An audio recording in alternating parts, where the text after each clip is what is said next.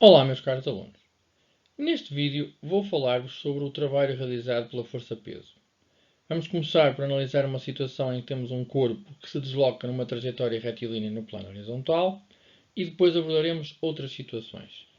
Comecemos então por recordar como podemos determinar o trabalho realizado por uma força.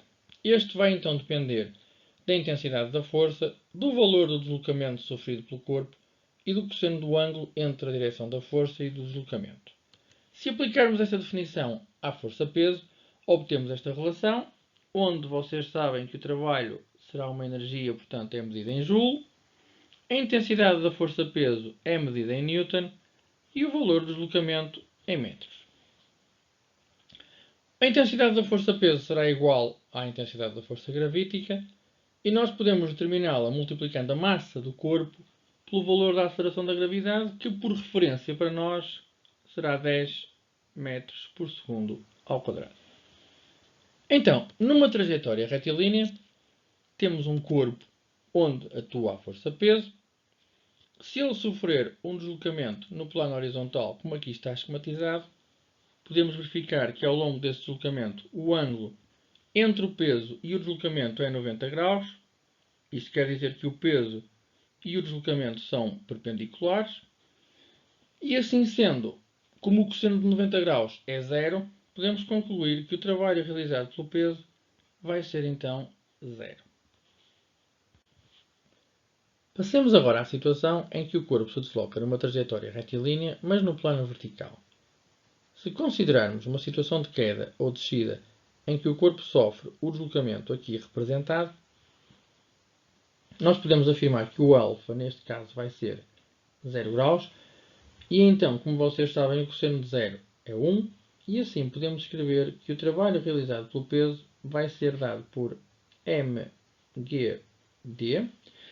e se considerarmos que d corresponde à diferença de nível entre a posição inicial e a posição final, escrevemos que d é igual a h, e então o trabalho realizado pelo peso será dado por mgh. Na situação oposta, onde o corpo sobe, nós podemos afirmar que o valor do ângulo agora entre a direção do peso e o deslocamento sofrido pelo corpo vai ser 180 graus. Como sabem, o cosseno de 180 é menos 1, e assim então o trabalho realizado pelo peso vai ser igual a menos mgd, e assumindo exatamente a mesma consideração de há pouco, podemos afirmar que o trabalho realizado pelo peso vai ser menos mgh. Temos então na descida um trabalho potente ou positivo e na subida um trabalho resistente ou negativo. Consideremos agora a situação em que o corpo se move ao longo de um plano inclinado, tal como este que aqui está representado. O ângulo θ representa a inclinação do plano. A força-peso está já representada, tal como habitualmente na direção vertical, sentido de cima para baixo. Se o corpo efetuar um movimento descendente, nós podemos considerar que o ângulo entre a direção do peso e do deslocamento será α, aqui representado neste sombreado. Como se trata de um triângulo retângulo, portanto a soma dos ângulos internos terá que ser 180 graus, nós temos aqui, como devem perceber facilmente, 90 graus, portanto eu posso afirmar que o ângulo superior, aqui representado, será 90 graus menos θ. Ou seja, também facilmente podemos concluir que o ângulo α terá então exatamente esta amplitude, 90 graus menos θ.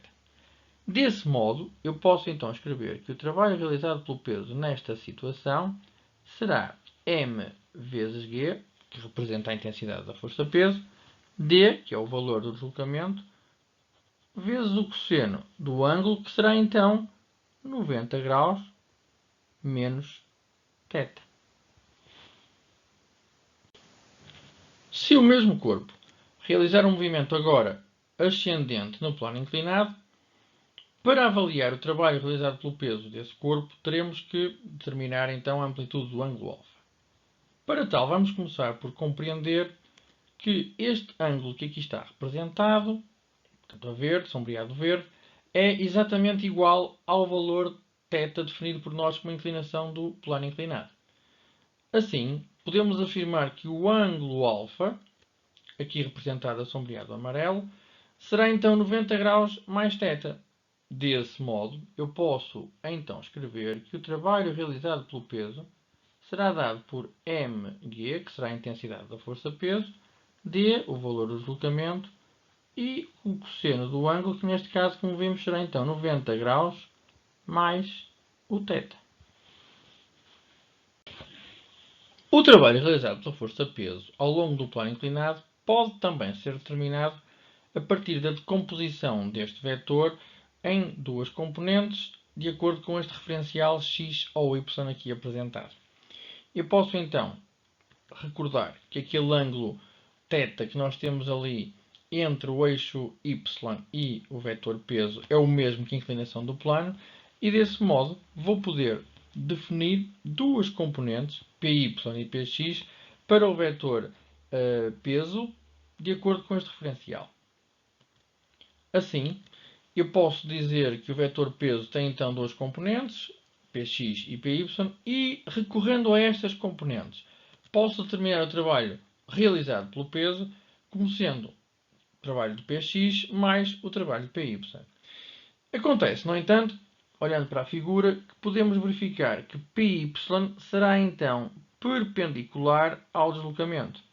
Isto vai originar que α seja igual a 90 graus, e como já vimos anteriormente, o cosseno de 90 vai ser zero, portanto, o trabalho realizado por py será igual a 0 joule.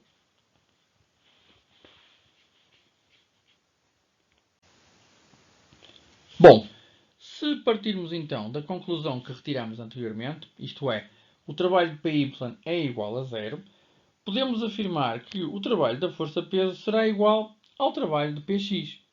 Podemos até dizer que px é, assim, a componente eficaz do peso, ou seja, é a força que vai realizar trabalho.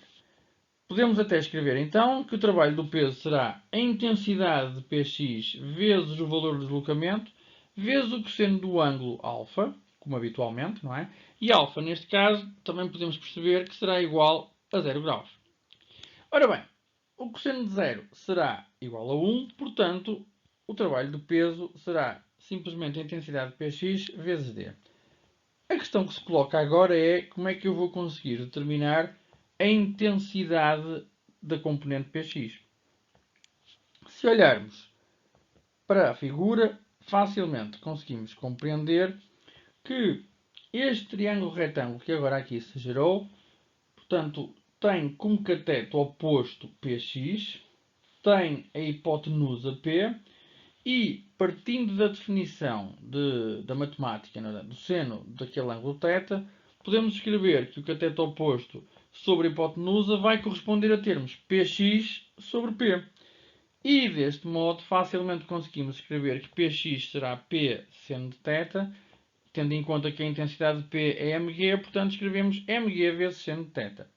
Finalmente, concluímos então que o trabalho do peso nesta situação pode ser escrito por mgd seno de θ. Para finalizar, podemos simplificar esta nossa última expressão, portanto, o trabalho do peso igual a mgd seno de θ, se recorrermos à trigonometria aplicada aqui ao nosso plano inclinado. Ou seja, por definição, o seno de θ é o cateto oposto sobre a hipotenusa, como já tínhamos visto. O nosso cateto oposto será a altura do triângulo H. A hipotenusa será o deslocamento. E, deste modo, podemos escrever que seno de θ é igual a H sobre D. Assim, se resolvermos esta equação em ordem a H, podemos escrever que o H é D seno de θ. O que isso quer dizer é que aqui, onde temos D seno de θ, vamos poder substituir pelo tal H. Ou seja, isso permite-nos concluir que o trabalho do peso pode ser então determinado por mgh. Nesta situação que nós temos era um movimento descendente, se bem se recordam, portanto é um trabalho potente. Se aplicássemos esta mesma relação ao movimento ascendente, naturalmente que se compreenderá que o trabalho será negativo, será resistente e igual a menos mgh. Meus caros alunos, terminamos então por aqui. Espero que este vídeo seja útil. Qualquer dúvida, já sabem, como habitualmente, incomodem.